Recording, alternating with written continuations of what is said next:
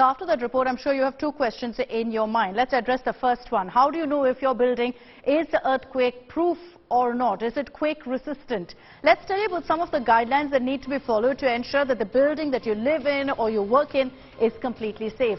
For starters, in the roof, you'll see that there must be computer-controlled weights on the roof to ensure, to reduce movement really. How do you really see that? You'll see on top of the building there'll be the cement slab.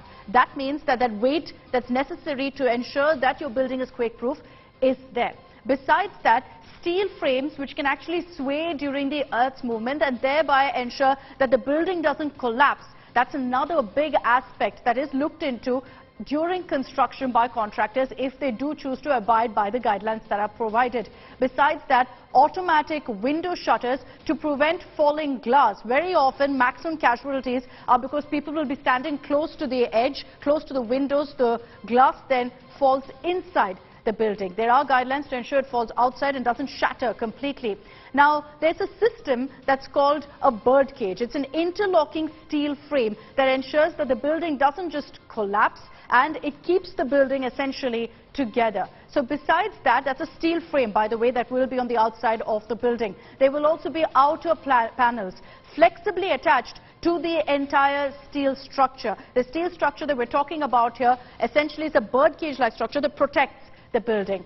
Fire-resistant building materials. We cannot stress on this enough. This is not just part of the fire safety norms, but also in the eventuality of an earthquake. It comes in hugely handy to ensure that there isn't another disaster that breaks out. Now at the bottom, the base of, in fact, the building, besides the top weighted bit, you will have rubber shock absorbers to absorb tremors so that the maximum impact, when the magnitude is at least low, is not felt. The building doesn't immediately start shaking.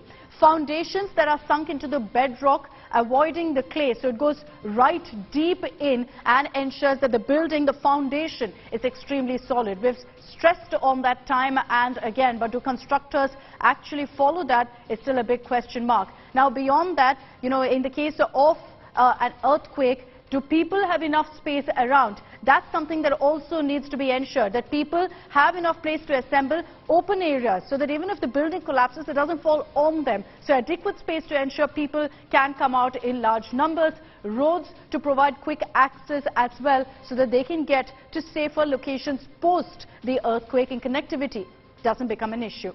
Now the second question. What do you do if an earthquake strikes? We spoke to experts. Here are our do's and don'ts list. As far as do's are concerned, the first thing you have to do is ensure you drop down onto your hands and knees. I beg your pardon. Go ahead and then cover also your head. Cover your head and neck with your hands as well. Ensure you get under a table. You can also get under your bed in your bedroom. Stay inside wherever you are. Don't try to step out no matter what.